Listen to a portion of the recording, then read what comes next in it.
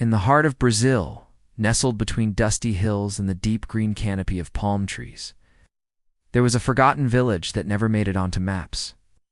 It had no shopping centers, no schools with clean walls, and no professional stadiums. It had something more powerful, a passion for football that ran through its people like blood in their veins. Every evening, as the sun dipped behind the hills and the air turned gold, barefoot boys would gather in an open field, half dirt, half grass, to play the only game that mattered. Among them was a boy named Elias. He was the quiet one, the kid, whose voice you rarely heard, whose eyes held the kind of silence that made people wonder what storms lived inside him. His body was thin, too small for his age, with legs that looked fragile, but they moved like whispers in the wind when no one was watching. Elias never owned a football. In fact, he didn't even own proper shoes. His sneakers were torn, the soles held together with thread and hope. He didn't play in every match. Most of the time, he sat on the sidelines, kicking at the dirt with a stick or tracing invisible patterns with his fingers. The other boys didn't see him as competition. Some even laughed when he asked to join. He wasn't fast, he didn't shout, and he didn't try to show off. In a world where the loudest got picked first, Elias remained invisible. But there was something different about the way he watched. While the other boys played to win, to score, to celebrate, Elias watched with purpose. He didn't just see the ball. He saw the rhythm, the spacing, the movement of feet, and the timing of every pass. He studied the game like it was a language, and he was learning to speak it in silence. One day the village school announced a football showcase. Word spread quickly that scouts from the city were visiting, hoping to find raw talent among the dusty pitches of Brazil. For the boys, it was the opportunity of a lifetime. Some even skipped school to practice. They wore their cleanest shirts, fixed their hair, and rehearsed tricks they hoped would catch the scouts' eyes. Elias heard the news too, but he didn't practice any fancy moves.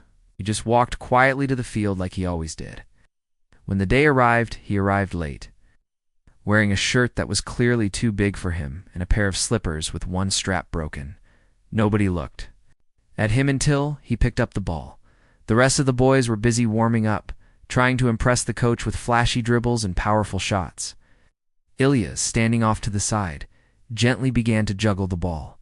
1 bounce, 2, 3, then 10, then 20. With each touch, the ball obeyed him like a loyal friend. He juggled it off his knees, shoulders, and head, never letting it fall. The ball danced around his body as if it was part of him. Soon the sound of boots and shouting faded. One by one, the players turned to look. The coach stopped talking. The scouts leaned forward. For a moment, the entire field watched this quiet boy, who they had ignored for years as he performed an effortless ballet with a tattered ball on broken shoes. But just as the applause began to grow, Elias stopped. He gently let the ball roll down his chest and land at his feet. He picked it up and walked toward the coach, handed it over, and sat down at the edge of the field again. No smile, no arrogance, just stillness. The scouts exchanged glances. Coach made a note, and the other boys? They looked at Elias with something new in their eyes, not pity, not disbelief, but respect. That day, no official announcement was made. No one came up to shake his hand or crown him as the best. But something had shifted. A whisper began to spread among the players. That kid, the one who barely spoke, he might just be different. And while Elias walked home, unaware of what had begun, the scout, who had traveled hundreds of miles, scribbled one word beside his name: special. Not because he was the fastest or the strongest, but because greatness, real greatness, doesn't scream for attention sometimes. It waits patiently in silence until the world can't ignore it anymore.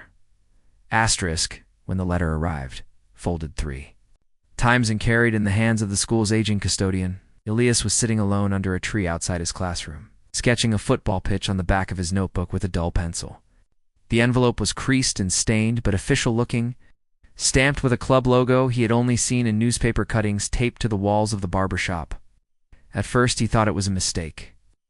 The custodian handed it to him silently, with a curious glance, then shuffled off. Inside, A scout named Marcelo had written a short message. "We saw what you did. If you're ready, we'd like to see more."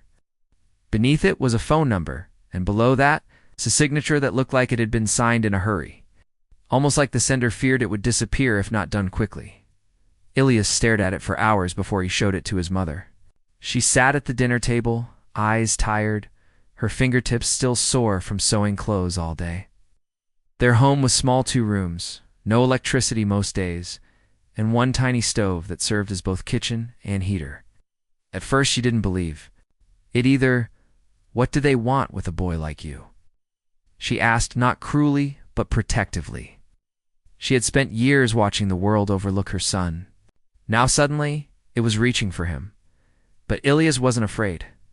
For the first time, he felt something deeper than excitement, a sense of quiet purpose, as if the world had just opened a door that had always been there but no one else had seen. 2 weeks later, he was on a dusty bus with a window that didn't close and a bag that held everything he owned: a single change of clothes, an old pair of shoes, and a sketchbook filled with dream pitches and hand-drawn footballs. The city was 6 hours away, but to Ilias, it felt like another planet. Concrete towers replaced palm trees. Noise replaced birdsong. And the air didn't smell of wood smoke, but car fumes and coffee. The academy was bigger than any building he had ever entered. Its walls were covered in the faces of legends, names he had memorized from neighborhood stories. The other boys at the academy were nothing like the ones back home. They walked like they belonged. Some already had sponsors. They wore boots with their names stitched into them, slick haircuts, and confidence that seemed to shine through their sweat. Ilias kept his head down. Wasn't there to impress anyone with words. Observed, listened, memorized. His first week was brutal. The drills were faster. The coaches shouted louder. His legs ached. His stomach often growled at night. Sometimes the other boys teased him for his quietness, for his small frame, for his lack of branded gear. But Ilias had grown used to being underestimated. It didn't hurt him anymore. It only sharpened his focus. When others laughed, he trained. When they slept, he practiced footwork in the empty hallway. Every night he juggled a ball in silence until his calves trembled. Not because anyone was watching, but because he couldn't sleep until he felt the rhythm settle inside his muscles. Months passed. He didn't stand out. Not yet. But he didn't disappear either. He remained consistent, a quiet fire that refused to burn out. Then came the tournament. It was a city-level youth championship, the kind of event where scouts from top-tier clubs gathered, holding clipboards and murmuring in groups. Ilias wasn't supposed to start, but fate, as it often does with the humble, intervened. In the 3rd match, the academy's star striker pulled a muscle. The coach looked down the bench, frustrated. His eyes landed on Ilias, who hadn't played a full game in weeks. "You in?" No pep talk. No second chance. Ilias jogged onto the field. His heartbeat thudded against his ribs. The stadium wasn't full, but the noise was deafening. Players pushed, pulled, shouted. The pace was furious. For 5 minutes he struggled to find space, and the ball came to him. His first touch was clean, then a dribble, then a feint. Then something else took over, not nerves, not thought, but instinct.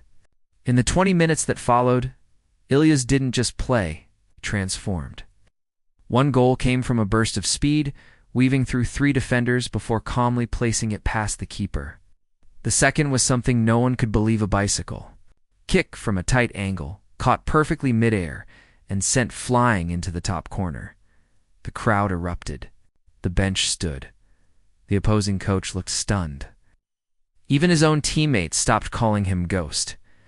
By the time the whistle blew, Ilias wasn't just part of the game, he had changed its story. But when reporters asked him after the match what made him so good, he simply said, "I just did what I practiced when no one was watching." There was no celebration post-match, no flashy gestures. Ilias walked back to the locker room, took off his shoes slowly, folded his jersey neatly, and sat in silence. He hadn't come to be famous. He had come to become himself. And for the first time, the world had finally begun to see him. Fame didn't arrive all at once for Ilias. It crept in slowly. It's like morning fog rolling across a quiet field. Gentle at first, then suddenly thick enough to change everything. After his breathtaking performance in the youth championship, videos of his goals spread like wildfire across social media. Footage captured from shaky smartphones, broadcast by strangers, was now being replayed on television screens across Brazil and even into parts of Europe. Commentators debated his style. Former players praised his humility. Fans began calling him the Whisper because of the silent, smooth way he dominated the pitch. At first, Ilias didn't notice the change. He still cleaned his boots himself. He still rose before the sun to train. Things around him began to shift. The boys who once laughed at his old shoes now asked him for tips. Coaches gave him longer minutes. Reporters started waiting outside the training ground, hoping to catch a quote. Sponsors began circling like birds above water, smelling opportunity. One morning, a box arrived for him at the academy. Inside was a pair of custom football boots, sleek and glowing silver, stitched with his name on the side. A letter lay on. Top an endorsement offer from a major sports brand, more money than his mother had seen in her lifetime. Ilias held the boots in his hands for a long moment. He didn't smile. He didn't call anyone. He simply closed the box and slid it under his bed. Later that week, the academy arranged his first press interview, sitting under bright lights. With cameras aimed at him and questions flying, Ilias answered politely but briefly. One reporter, trying to stir up headlines, asked, "You've been compared to the greats Messi, Neymar, even Ronaldo. Do you think you're the next GOAT?" Ilias blinked, then gave the smallest smile. "No," he said softly. "I think the real GOAT is someone who keeps playing, even when there's no crowd and no applause. When it's just you, the ball, and the sound of your breath in the dark." The room fell silent. It's not because of the words, but the weight behind them. That short clip was shared millions of times.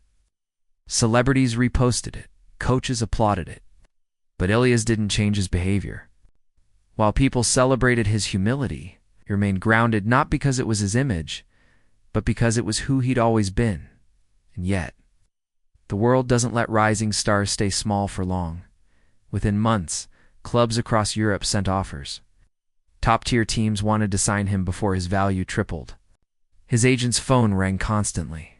Barcelona, Manchester United, Juventus. He was flown to cities with glittering skylines, put up in hotels with marble floors, and chefs who cooked whatever he wanted.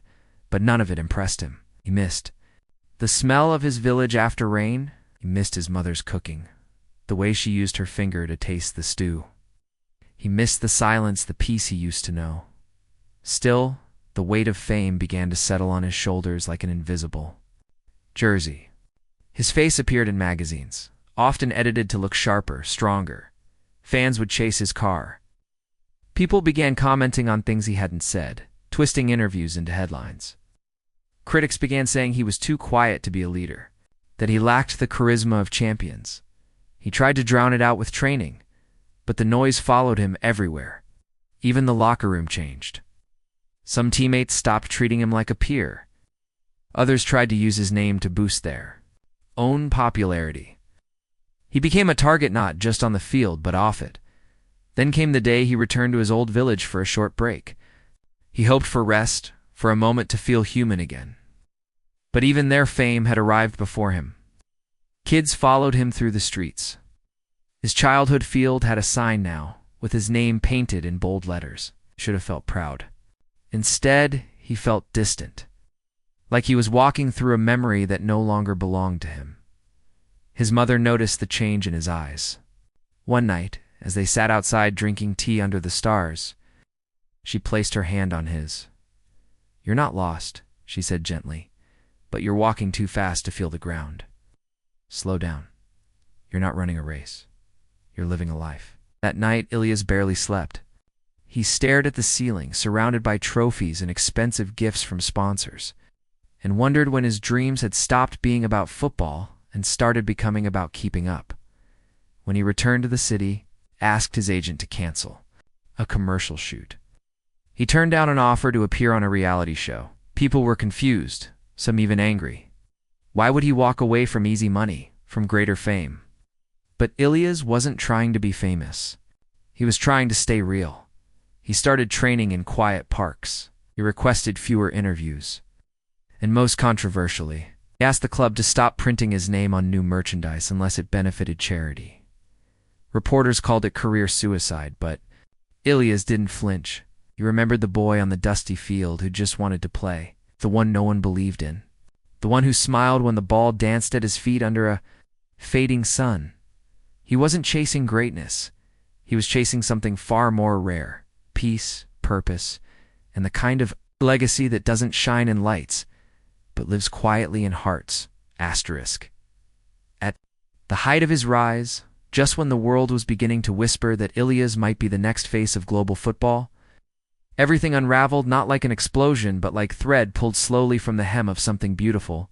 It began during a Champions League quarter-final. His team was up by 1, the stadium pulsing with energy. Ilias, ever composed, was gliding across the pitch with his usual grace when a reckless tackle came crashing down on his right leg. The sound of contact, a brutal, sickening crack, echoed in the stadium, louder than the roar of any crowd. That single moment, millions of fans held their breath. Ilias lay on the ground, clutching his leg, his face twisted not just in pain, but in disbelief. He was stretchered off the field. Cameras zoomed in. His teammates surrounded him. His coach held his head in his hands. In the locker room, the diagnosis was immediate and grim. A torn ACL. Surgery was required. Recovery time? A year if he was lucky? But the doctors added something else. Something that hit harder than the injury itself. There was a chance he might never regain the same agility, the same burst of movement that made him unique. The very part of him that had made the world watch could now be gone. Forever, the headlines turned cold quickly. GOAT no more? Ilias one-season wonder? The same press that once praised his humility now twisted it into weakness. Sponsors paused campaigns. Endorsement deals evaporated overnight. Pundits debated whether he had been overhyped. From the start, and some fans once devoted moved on without hesitation. In the fast world of football, yesterday's miracle was today's memory. The club stood by him, publicly at least. They provided medical care, therapy, and a quiet room for his recovery, but behind closed doors, whispers grew louder. They were eyeing replacements flashier, faster, media-savvy stars who could fill stadiums and sell shirts. Ilias, once the golden boy, now sat on the sideline as forgotten news. Rehabilitation was agonizing. His body ached, but worse was the toll on his spirit. Every morning he forced himself to do stretches that once came easily. Every night he laid on his bed staring at the ceiling, haunted by doubt. Was he still a footballer or just someone who used to be? Alone in a sterile room, far from roaring crowds and flashing cameras, Ilias battled his darkest opponent: fear. Not of pain, but of becoming irrelevant. Of being remembered only as a fleeting promise. He stopped checking social media, stopped reading the news. He deleted the photos that once made him proud, but now felt like cruel reminders. There were days he didn't speak at all. Days he stared out the window and wondered if the boy from the village, the boy who loved the game more than anything, was still in there, or had fame erased him. One evening, as he limped through the hallway of the recovery facility, a janitor named Marcos stopped him. "You still train like the world's watching," Marcos said. "Even when no one is." Ilias looked up, surprised. "I used to play a little," Marcos added. "Wasn't good enough. But I know the difference between those who love football and those who love being seen playing football. You love the game. That won't go away." It was a simple comment. But for Ilias, it cracked through the numbness. He realized he had been trying so hard to get back to who he was that he hadn't noticed who he was becoming: someone who could endure, not just perform. Someone who could give, not just shine. He began journaling every small victory, every step of progress. He started studying the game like a coach would. Tactics, patterns, movements. If he couldn't return as the same player, maybe he could return smarter, wiser, more complete. He stopped chasing the old version of himself and started building a new one. 3 months in, he requested to train with youth academy players quietly, away from the press. They were shocked to see him there, this global star sweating beside them, sharing drills, giving tips. And in those moments, surrounded by raw, hopeful energy, he began to rediscover the joy of the game. Joy that didn't depend on cameras or contracts. The rehab was long. It was brutal, but it was also honest. For the first time in years, Ilyas wasn't performing for fans or managers or endorsements. He was healing for himself, and that made all the difference. Because when the world tries to define your worth by what you produce, there is immense power in quietly choosing to reclaim your value by proving others wrong, but by remembering what made you fall in love in the first place. Ilyas was no longer the boy chasing applause. He was the man learning to walk again, not just on the field, but back into himself. 2 years had passed since the injury that changed everything. In the world of football, 2 years is a lifetime. New stars had emerged, younger and flashier, dominating the headlines and trending daily on social media. The stadiums that once erupted at the mention of Ilyas's name now sang songs for others. The world had moved on swiftly, ruthlessly, but Ilyas hadn't disappeared. He had simply stepped out of the spotlight, while others speculated about his future. He was building something quietly, brick by brick, within himself.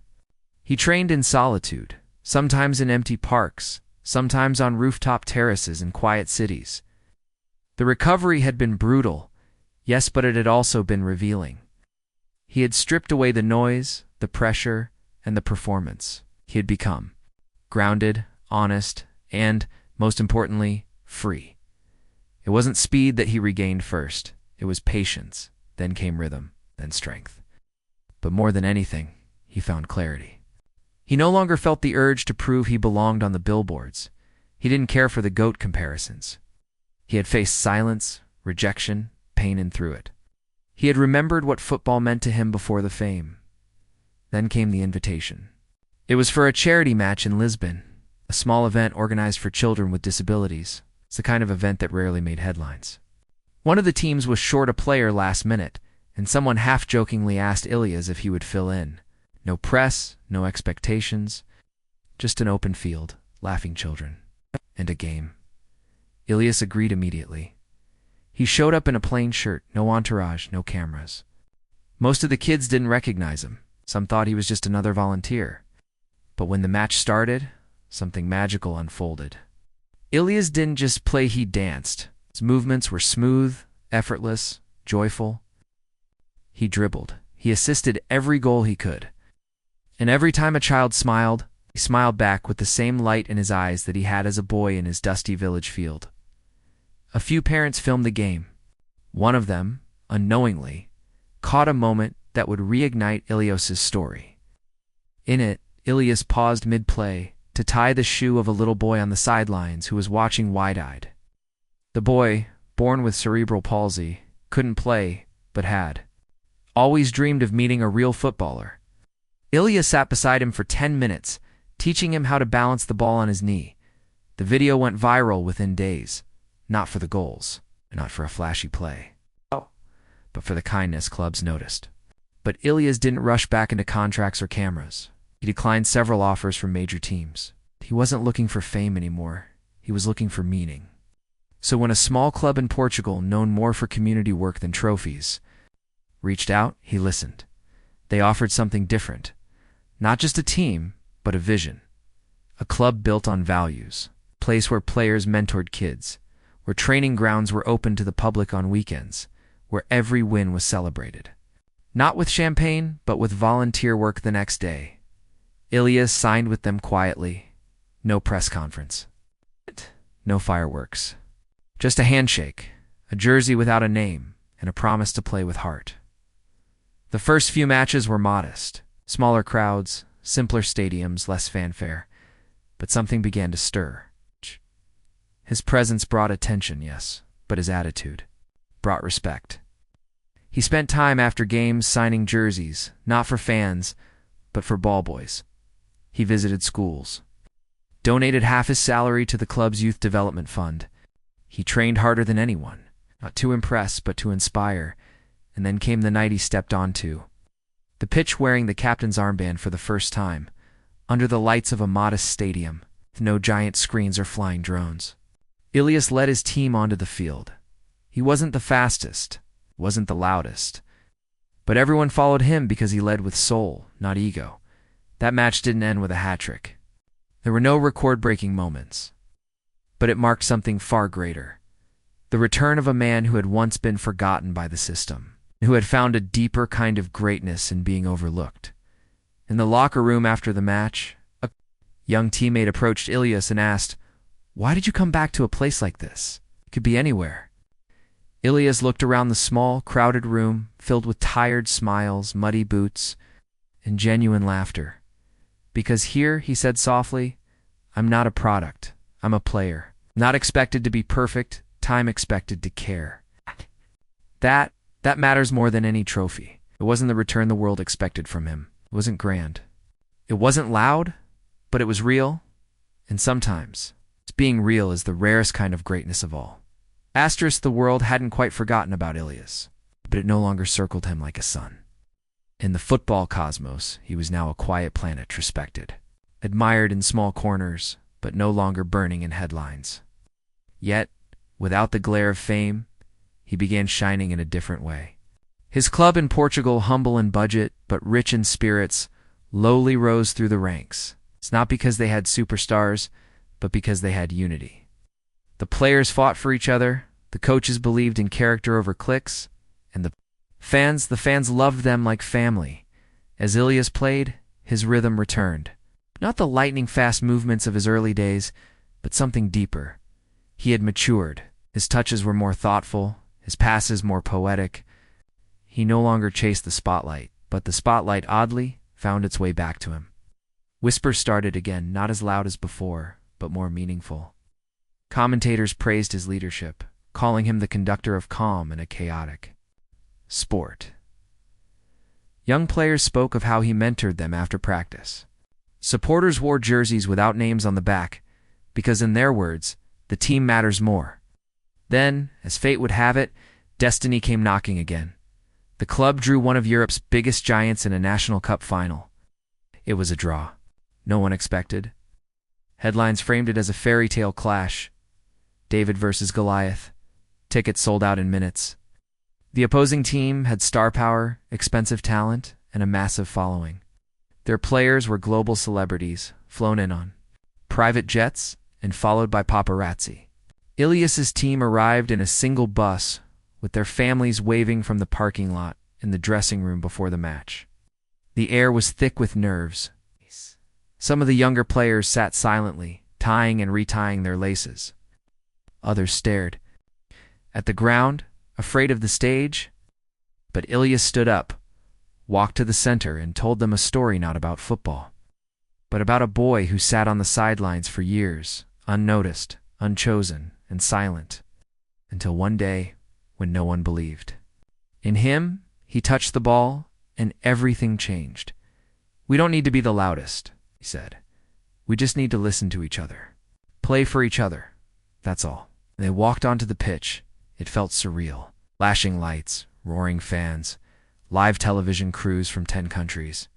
Most people predicted a slaughter. Clean 4-0, maybe worse. But Ilias's team didn't. Arrived to be part of someone else's story, they came to write their own. The first half was brutal. The opposing team dominated possession, danced around with confidence, and fired shots that tested every inch of their goalkeeper's ability. But they didn't break through. Ilias orchestrated the defense like a master strategist. Every run was read. Every space was closed, and when his side got the ball, they didn't panic. They passed with patience. They played like they had nothing to lose and everything to prove. Then came the 65th minute. A quick counterattack. Ilias received the ball near midfield. 2 defenders charged toward him. He didn't dribble. He paused, waited then, like he saw a future no one else could. He slipped a perfectly timed through ball between them. It landed at the feet of their youngest striker, a kid from a fishing village, only 17. And he scored. The stadium fell into stunned silence. 1-0. The other team ramped up the pressure. Wave after wave, they attacked. By like ours, in the 89th minute, they equalized. Devastating header. 1-1. Extra time was looming. Legs were heavy. Emotions even heavier. Then, in the 93rd minute, something remarkable happened. Ilias broke through the midfield again. He had a clear shot. The stadium held its breath. Dribbled past the last defender. The goalkeeper rushed toward him. It was the perfect setup for glory.